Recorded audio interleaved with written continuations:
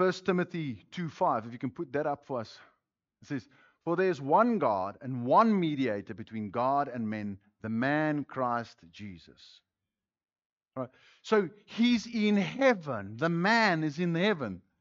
So when he left the earth to go up to heaven, there's certain things that he left on the earth about humanity. His mortality. He left his mortality on the earth. He got resurrected. He's not going to die again. That body can't die. His physical limitations. He can be everywhere now. His emotional vulnerability. God has got emotions. I want you to understand that. The Lord is an emotional God. But he's not vulnerable in his emotions. We are vulnerable in our emotions. We get offended and go poof, 2 bar. No.